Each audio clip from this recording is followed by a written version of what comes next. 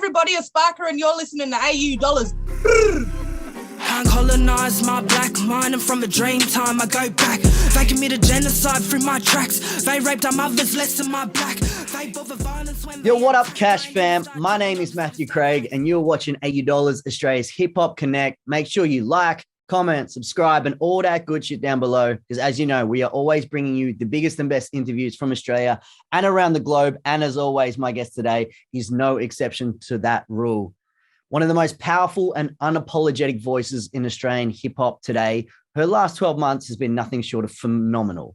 She burst on the scene, dropping the anthemic For My Titters last year, and then has just racked up every award you can imagine. FBI Radio's Next Big Thing, Acclaim Magazine's Rookie of the Year. She's been featured on national radio, DSPs, magazine spreads, you name it.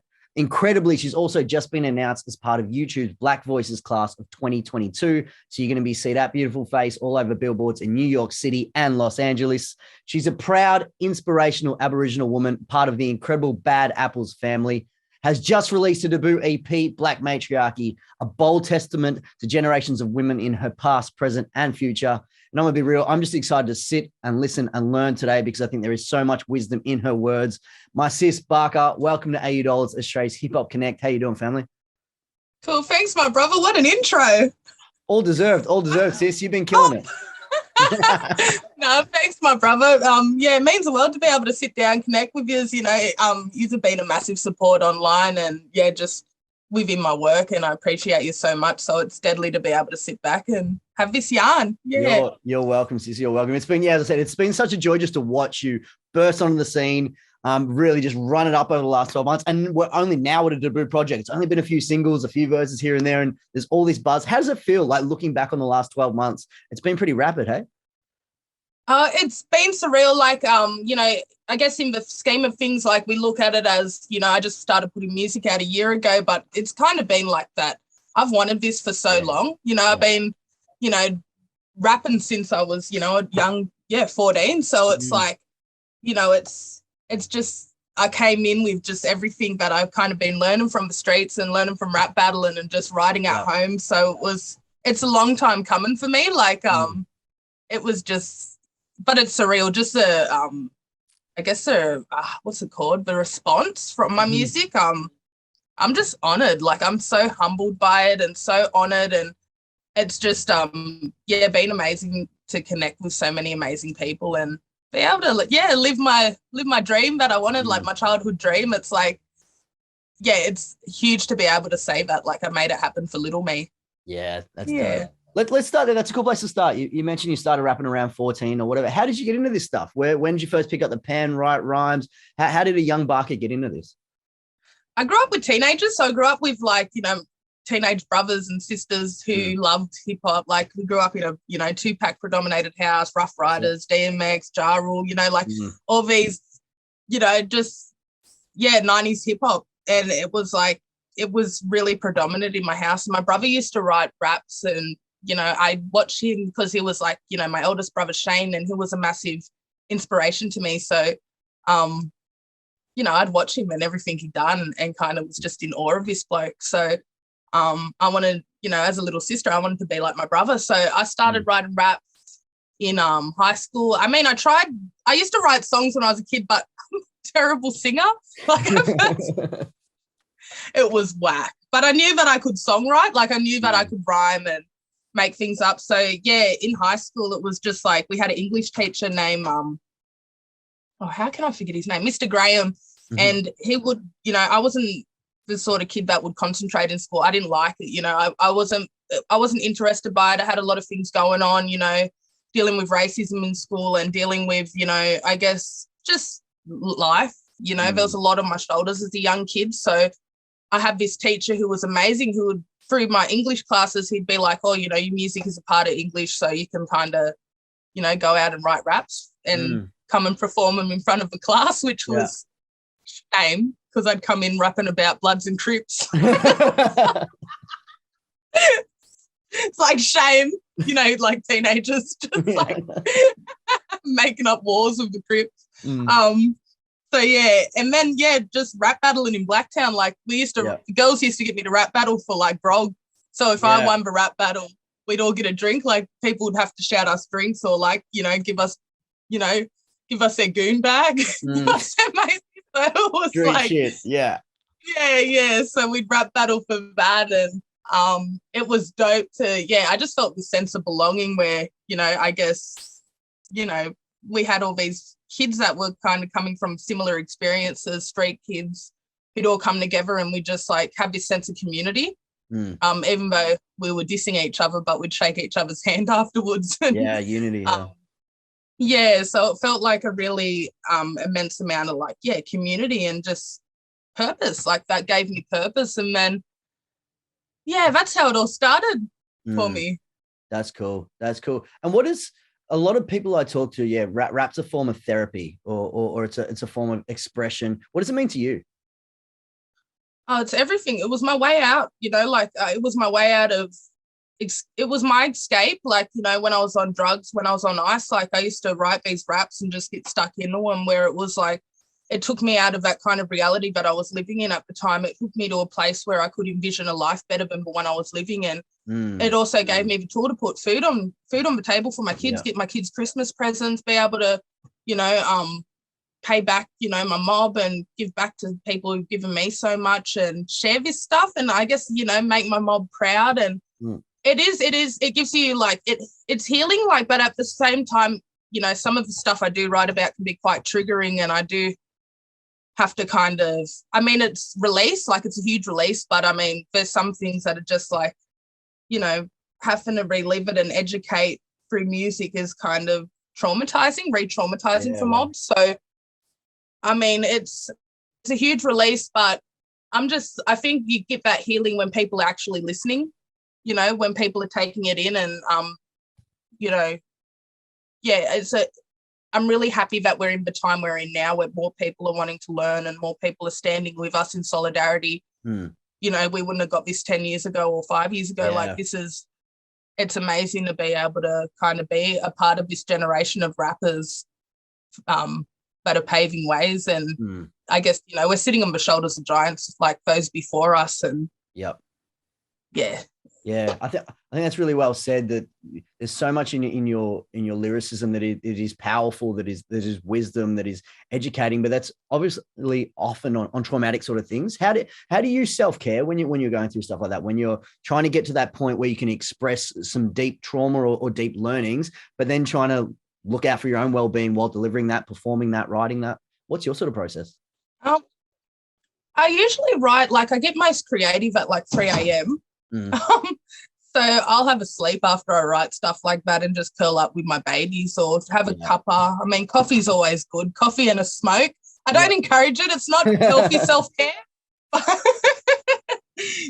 a coffee and smoke sort of person. So you'll see me if I'm stressed out, I'll just be, it's not healthy, but that helps me. So I usually write at nighttime. So by the time I sleep it off, and then I get to be back in mum mode, back in I guess celebrating my kids, and back to, and if it does get too much, I just reach out to my mum. I just reach out to mob and be like, I'm feeling a bit crap, and I see a therapist, which is always great too. I encourage that. Talk to somebody outside of your family. Talk to somebody outside of your friends group, because it's always, easier to talk to. It's hard at first, but therapy's great. I think we all need a little therapy. 100%. I can recommend that. Yeah. I want to touch on the title itself, Blak Matriarchy. It's so powerful. It's so inspirational, but it sits at this crucial intersection that in hip hop, especially, in Australia, both women and First Nations or Black and coloured communities have both been neglected in this space for a long time. And as you said, the tables have turned, the ways have turned. And I feel like this is a real powerful landmark statement from you. How does it feel, and what's the messaging, I guess, that's intended from this for future generations? So I get the feeling that it's about as much about the past as it is about the future. Yeah, it's paying homage to both, like past, present, and future. I really wanted to represent that in my music, and it's just a big testament to our women, because we've been so underrepresented in this, in a white male dominated industry, So it's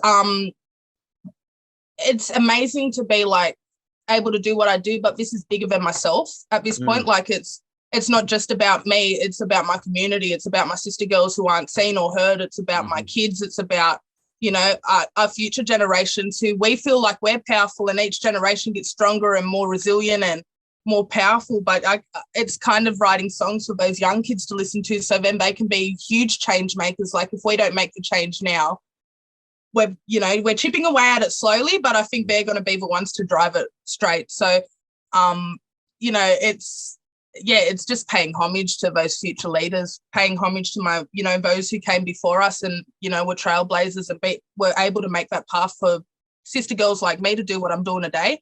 And then, just paying homage to all my sister girls who just feel like they're down in the dumps. You know, I guess all our people are sacred. Our mob who are on drugs, our mob who are in prison, our mob who are, you know, single mothers, our mob who were just making ends meet, just trying to get the kids to school. Like they're all sacred, they're all special, we all have purpose. So I want to give back to, my community. Like, you know, we're all great. We're all just surviving. So, Preach. Yeah, it's a lot of things for me. Yeah, that's cool. That's cool. I think you do a lot of incredible work, not only in the booth and inspiring sort of stuff on the record, but outside of that. I know you got plenty community work, workshops. What's the BARKAA legacy outside of the booth, and what's the impact you look to have there? Because I feel that culturally, everything that you're doing and other artists are trying to do right now, that's as important as the work we do in the studio. Oh, for sure. I mean, I do want to be able to create like a platform for myself to be able to, you know, I guess get funding, get funding across, get grants across to be able to go back on the community and mentor kids, because there's been this beautiful like wave of these young sister girls sharing their raps with me online. Right. Like they're like, this, I'm really ashamed to upload this, but what do you think? And that's cool. I'd love to be able to give those girls a platform, maybe do like get a grant, do more gigs, save up, make, you know, give back to community. That's the sort of position I want to be in life. Is community is massive. Even like everything we do, we carry our culture and our community on our backs. So, you know, it's everything that we are, so we can't shy away from it. But I want to be able to, there's huge dreams. And now that I feel like I'm in a place where I can have these dreams and a reality that I could actually make it happen. I really just, want to give back to my community the best I can and start some stuff up. You're already doing that, fam. We can see that 100%. You mentioned community about there. I had a chat with Nookie the other day as well, and I want to touch on the Bad Apples, fam, because you guys are, if there's a roster or a label that defines community and family, it's Bad Apples and the work you guys are doing there. How is it to be part of that family and that community? And you guys seem to have so much genuine love and affection and care for each other. Oh, it's huge. Bad Apples was my dream label. Like, I seen these, you know, these amazing artists, and I'm like, fuck, I want to be a Bad Apple. Like, if it was any label like to come to me, it would have been Bad Apples. So when Briggs asked me to be a part of Bad Apples, I was just like, you know, I didn't even think twice about it. I was just like, I kind of had this pictured in my head since I was like 16. Like, I'm there. So it was amazing. Like a huge honor to be a part of, such Black excellence, you know. We have so many dope, my brothers are so dope. Alice Sky, my sister girl, she's so dope. And just having this, it feels like a family unit, and they feel like I feel so supported and so nurtured in that label. And I think that a lot of people don't really get that blessing of having those sort of labels that actually genuinely care and look out for their artists. So it feels massive to be like, it's not just a label to me. That's my family now. Like, you can definitely see that in the whole mob rule stuff going on right now. It's just powerful. It's unity, and it's creating really big waves. And it's just great to witness what you guys are doing at the moment. What's some of the best lessons you've learned along the way? It's been a roller coaster. You know, there's been ups and downs. Like, what's some of the best lessons that BARKAA now, a bit more mature, a bit more experienced, seen a bit more of the world? What are some of the lessons you've learned along the way? You can't change. Like, I think a huge lesson is don't wish for a life that's outside of yours. Don't wish that your life was different. Like, all of this stuff has paved the way for you to be who you are. You can't change anything, but you can grow from it. Put yourself out there.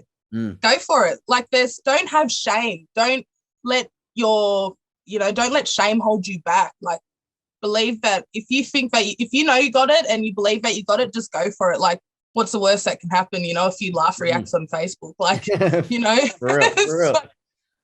You know, it's, and you can delete it. and it can never be seen again. It's gone. So It's like, gone. Doesn't exist.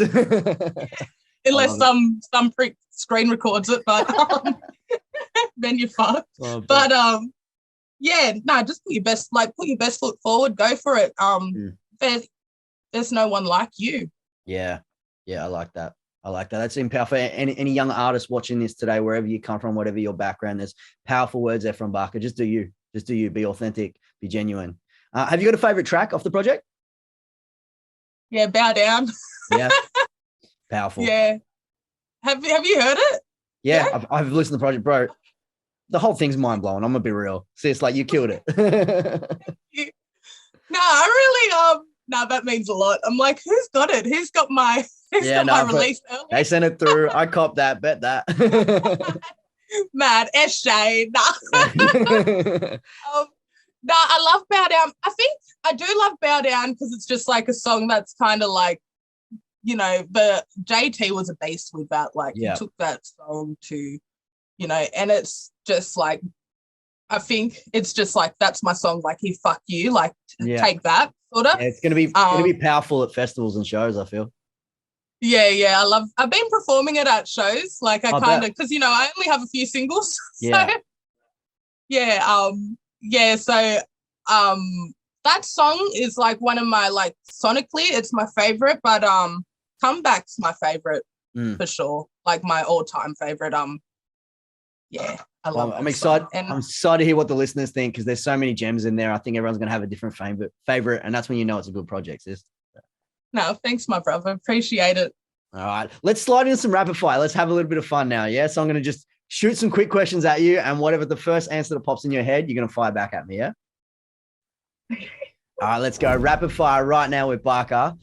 If you could hang out with a cartoon character for a day, who would it be? Shit. Blue's Clues. BARKAA on Blue's Clues. I can see that happening. That'd be cold. Let's go. If the world's ending tomorrow, what's the last meal you're having for dinner tonight? Southern fried chicken and potato bake. Oh, big. Who's your dream collaboration? Any artist ever, dead or alive? Dead or alive, Tupac. Yeah. Oh, yeah. He might be alive. Oh, yeah, for real. Well, when we find Park, we're linking up that collab, all right? Whatever island's he on. Let's go. If you could travel anywhere in the world for a holiday, where would it be? Back home. Back on Kenya country. Yeah, back home with my mom. Big. Who was your first ever celebrity crush? Christina Milian. Oh, fiery. All right. Where BARKAA gets a big bag, gets a big check, where's the first place he's spending money? On my kids. Yeah. Motherhood. Yeah, I knew that answer was coming. What's a movie recommendation that we should all check out? I recently watched A Harder They Fall. I think that's a dope movie. If you haven't watched Reservation Dogs. Yeah, watch Reservation Dogs. All right, get on that. I got so many. I've been Netflixing the whole time in lockdown. The whole lockdown? Yeah, that's fair. What's the background on your phone, your wallpaper? Oh, what is it? It's basic. It's so basic. It's a new phone, so. Okay, cool. There we go. Yeah, it's basic as. Oops. All right, and the last question that we always ask this one on rapid fire. It's a bit controversial. Pineapple on pizza, yes or no? Fuck yes. Yeah, all about it? Of course, pineapple on everything. Pineapple on burgers. Pineapple, yeah. You need pineapple. It's criminal not to have pineapple on pizza. Interesting when they're ordering pizzas at the Bad Apples party because Nookie ain't rocking with the pineapple the other day. So. Well, we're gonna have to get separate pizzas. He can have his ham and cheese. I'll have my Hawaiian. I love it.